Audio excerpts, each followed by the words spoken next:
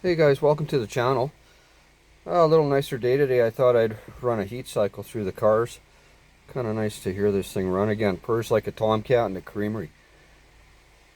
So yeah, we had that stupid polar vortex kind of move through our area. It was here for a couple of weeks and really kicked our ass. It was well, it was dangerously cold here. If you're outside for more than 10 minutes, flesh freezes.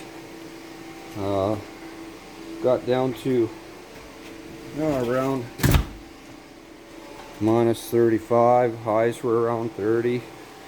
And I guess that would be about minus 30 degrees Fahrenheit if you're in the States. So it's really nice. Today I've got this, it's about +2 outside. So I warmed it up in the garage, opened the door. Got to open the doors here, so unless I want to completely gas my ass in here.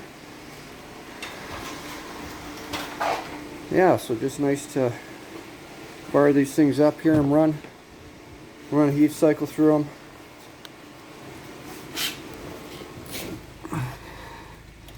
them. Got the wife's car going here.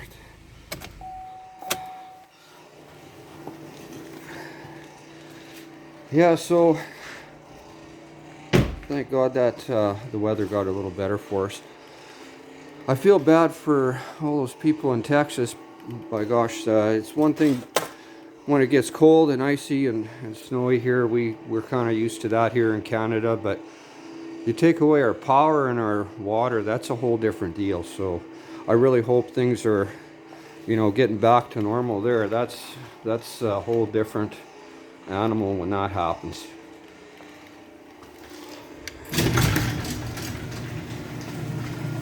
There, so we got that out of the way. So if you guys haven't seen it yet, I was able to upload a video last night. My good buddy Ken, he's got a huge BA collection, gas and oil products. A lot of interesting stuff there. Walking into his house is like walking into a museum. It's all tastefully displayed. You guys got to check it out. It's a really good video. It was about an hour long. It got kind of cut up into 3 segments. I didn't do that intentionally. It was just the way it worked out. We tried to keep it to an hour long video, and unfortunately we didn't get to all of it. We didn't even get into his garage, and there was other things to talk about. We're gonna have to do that in the future. So when Ken adds to his collection, we'll get back over there and visit him. So yeah, the purpose of this video today wasn't really anything to do with me running my car or Ken's video. I was kind of thinking about things that happened in the last week or so here. Basically,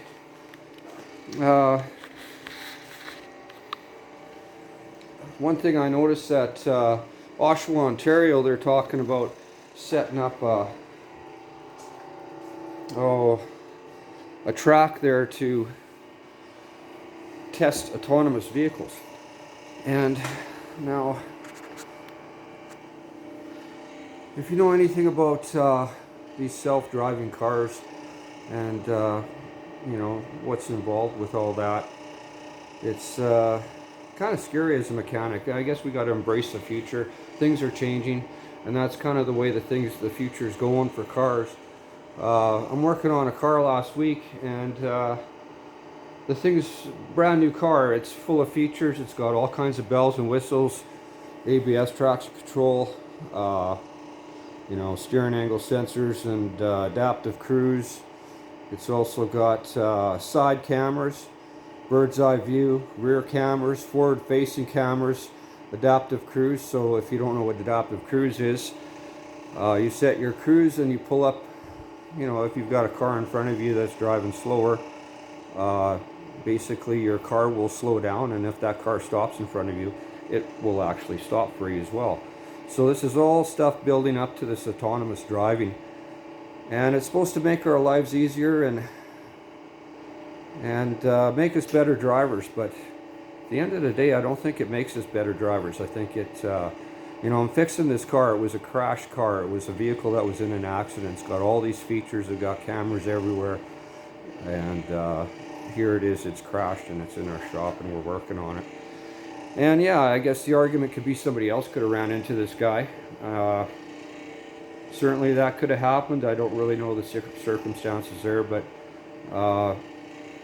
that guy probably had traction control and ABS and adaptive cruise and all those things as well. So I think all these new technology, even though we have to embrace this stuff and it makes our lives easier, it tends to make us complacent as drivers. And doing Ken's video last night, thinking about this autonomous driving, and thinking about the older cars and the vintage stuff. And when I started driving, one of the things I mentioned in Ken's video, one of my first cars was a 68 Ford Fairlane. And that car had standard steering, standard brakes, bias ply tires, all that basic stuff. So when you drove that car in the winter, yeah, you got a bias ply ground grip, and maybe it had studs on it, maybe it didn't. And what my point is, when you drove a car like that, you really had to keep all your wits about you. You really had to plan your stops as you're approaching a corner, how much distance you had, your wheel speed. You had to think about all those things, and you really had to keep all your senses and wits about you in order to just drive that thing, especially in the wintertime. I kind of feel bad for, you know, young folks that are driving these new cars today, and they really don't have anything else to compare to. This is what they're given to drive. You really don't feel the road. You really don't. It's a different style of driving when you drive this new stuff. It doesn't let you get into any trouble. You can't get into any skids with all these features, these bells and whistles these vehicles have today. So yeah, it makes us all complacent, and I'm not just talking about the young people. I'm talking about my generation as well. We learned to drive in these older cars with bias ply tires and no bells and whistles. And but today our daily drivers are all cars with traction control and ABS and all those things, and we're complacent as well. So yeah, Oshawa, Ontario's going to start. So GM's obviously, you know, on the bandwagon with driverless vehicles. We all know that Elon Musk and all his Teslas are going that way. They have been for a long time. But yeah, something I was thinking about recently. It would be really nice if everybody had a chance to drive a classic car, certainly in the wintertime. Maybe the first thing you should do when you get your license is to be introduced into a classic car with power, you know, standard steering, standard brakes, maybe a standard transmission. Learn on that thing and drive with bias ply ground grips and see how that is. You really get to appreciate what you have today, and I think it makes you a better driver. Certainly those old cars, they had steel dashes, they didn't have airbags in them. If you got into an accident, you were getting hurt, no question about it. But yeah, so all this stuff kind of makes us complacent. Certainly, you know, even things like social media, it's supposed to bring us together as you know, bring us together as people, and I think in some ways it does. Certainly this YouTube channel helps me get my, you know, my little rants out there, and I appreciate having that. But things like social media can also bring us further apart, and it tends to do that. But yeah, I was just thinking about new technologies, what goes into all these new cars. They still get into accidents. People become complacent driving these things, and so do I. I'm just as guilty. But when you drive these old cars, man, this old stuff, it didn't have any features, and you really had to have your wits about you to drive, especially in the wintertime. No traction control, no ABS, none of those things. And when you get into a crash with a new vehicle and it's got bird's eye view and all that stuff, it just makes me think about how is this a better thing for for us. But that's how technology is going.